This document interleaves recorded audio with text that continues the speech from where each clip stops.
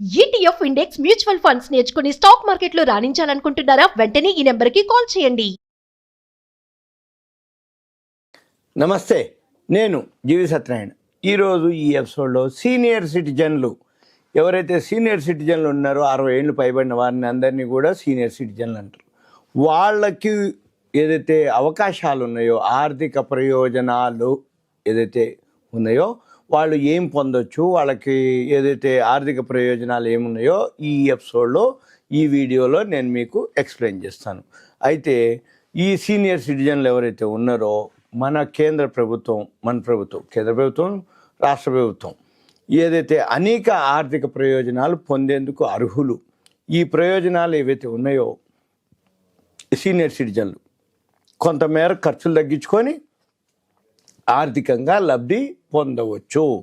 ఈ సీనియర్ సిటిజన్లు వేటి మీద లబ్ధి పొందుతారు, వేటి మీద అనేది మనం చూద్దాం. ఫస్ట్ అధిక వడ్డీ. సపోజ్ ఇప్పుడు మనం బ్యాంకుల్లో కనుక మనం మామూలు డిపాజిట్ చేస్తే, సీనియర్ సిటిజన్లు కనుక చేస్తే వాళ్ళకి 0.25% నుంచి 0.50% వరకు అధిక వడ్డీ రేట్లు పొందేందుకు వాళ్ళు అర్హులు. ఈ 0.25% దేనికి అంటే వాళ్ళ టైం ఫ్రేమ్ అనుకోండి, వేసేటటువంటి అమౌంట్ అనుకోండి, అంటే 3 నెలల, 6 నెలల, సంవత్సరం, 2 ఏళ్ళు అనే దాన్ని బట్టి, వాళ్ళ ఏజ్ని బట్టి, సీనియర్ సిటిజన్ అబోవ్ 60, అబోవ్ 70 ఇట్లా ఏవైతే ఉండరో దాన్ని బట్టి వాళ్ళకి అధిక వడ్డీ రేటు ఉంటుంది అన్నమాట. ఇది మెరుగైన వాళ్ళ పొదుపు ఏదైతే సేవింగ్స్ ఉన్నాయో వాళ్ళ దాని మీద కొంచెం మెరుగైనటువంటి రాబడి వచ్చే అవకాశాలు ఉన్నాయి. ఇది సీనియర్ సిటిజన్కి ఫస్ట్ వర్డ్ అధిక వడ్డీ. ఇక నెంబర్ 2 డోర్ స్టెప్ బ్యాంకింగ్. ఈ ఆర్బీఐ మార్గదర్శకాల ప్రకారము సీనియర్ సిటిజన్లు కానీ, వికలాంగులు కానీ నగదు కానీ ఏదైతే తీసుకోదలుచుకున్నారో ఈ అంటే డోర్ స్టెప్ అంటే ఈ బ్యాంకులు కానీ ఇప్పుడు డిమాండ్ డ్రాఫ్ట్ కావాలి, లేకపోతే ఏదైనా మనకి పైసలు కావాలి, వికలాంగులు ఉన్నారనుకోండి సీనియర్ సిటిజన్లు, వాళ్ళకి ఈ అందించడానికి బ్యాంకులు బాధ్యత వహించాలి. అయితే ఈ డోర్ స్టెప్ బ్యాంకింగ్ ఏంటిదంటే 70 లేదా అంతకంటే ఎక్కువ వయసున్న సీనియర్ సిటిజన్లకి కేవైసీ కానీ, నగదు డిపాజిట్ కానీ, నగదు విత్డ్రాలు, ఉపసంహరణ కానీ వాటన్నిటికీ కూడా ఆర్బీఐ నిబంధనల ప్రకారము డోర్ స్టెప్ మన ఇంటికి వచ్చి వాళ్ళు సర్వీసు ఇవ్వటం జరుగుతుంది. ఇక నెక్స్ట్ పన్ను ప్రయోజనాలు.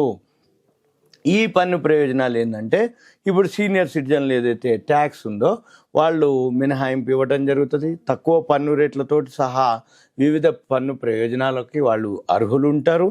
ఈ బ్యాంకు డిపాజిట్లపై 50,000 వరకు పన్ను మినహాయింపు, వైద్య బిల్లులు, ఆరోగ్య బీమా ప్రీమియంలు, నిర్దిష్ట పథకాల్లో ఏదైతే ఇన్వెస్ట్మెంట్ చేస్తామో వాటి యొక్క పెట్టుబడి వంటి ఖర్చులపై ఈ ట్యాక్స్ డిడక్షన్స్ క్లెయిమ్ చేసుకునే అవకాశాలు ఉన్నాయి. ఏది పన్ను ప్రయోజనాలు. థర్డ్ ఇక 4th వన్ సేవింగ్స్ స్కీమ్. ఈ సీనియర్ సిటిజన్ స్కీమ్ కింద 8.2% వడ్డీ ఉందన్నమాట. ప్రధానమంత్రి వయా వందన యోజన దానిలో అయితే 7.4% వడ్డీతో ప్రత్యేకమైనటువంటి పథకాలు కూడా అందుబాటులో మనకి ఉండటం జరిగింది. అయితే ఇవన్నీ కూడా సెంట్రల్ గవర్నమెంట్, కేంద్ర ప్రభుత్వ హామీతో ఉండేటటువంటి పథకాలు కాబట్టి గ్యారంటీ ఉంటుంది, వడ్డీ కూడా మనకి ఎక్స్ట్రా వస్తుంది. ఇది సేవింగ్ స్కీముకి సంబంధించినటువంటి బెనిఫిట్స్. ఇక నెక్స్ట్ ఆరోగ్య బీమా. కేంద్ర ఆయుష్మాన్ భారత్, ప్రధానమంత్రి జన్ ఆరోగ్య యోజన PMJAY ఈ మధ్య లేటెస్ట్గా రీసెంట్గా ఓపెన్ చేయడం జరిగింది. ఆయుష్మాన్ భారత్ ప్రధాన్ మంత్రి జన్ ఆరోగ్య యోజన, ఈ పథకం కింద, ఈ స్కీమ్ కింద ఈ ఆరోగ్య బీమా పథకాన్ని ప్రవేశపెట్టడం జరిగింది. 70 ఏళ్ళు పైబడిన వాళ్ళకి సీనియర్ సిటిజన్లు అందరికీ కూడా ఈ PMJAY పోర్టల్లో పేర్లు నమోదించేసుకుంటే 5 లక్షల వరకు ఆరోగ్య బీమాని పొందవచ్చు. ఇది ఆరోగ్య బీమాకి సంబంధించింది. నెక్స్ట్ ప్రజా రవాణా, ట్రాన్స్పోర్ట్. ఇది ఆల్రెడీ ఎక్కువ రాష్ట్రాలు, అనేక రాష్ట్ర రోడ్ రవాణా సంస్థలు ఈ సీనియర్ సిటిజన్లకి ప్రయాణ టికెట్లపై జర్నీ మీద రాయితీలు అందించడం జరుగుతుంది.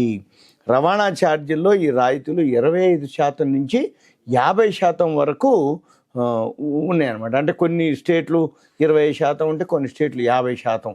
ఇప్పుడు ఆంధ్రప్రదేశ్ గవర్నమెంట్ అయితే 25% సీనియర్ సిటిజన్ మనం పాన్ కార్డు ఆధార్ కార్డు చూపిస్తే మనకి ఆ రాయితీ ఇవ్వడం జరుగుతుంది టికెట్లో. అయితే వీటికి కొన్ని సీట్లు కూడా ఉన్నాయి.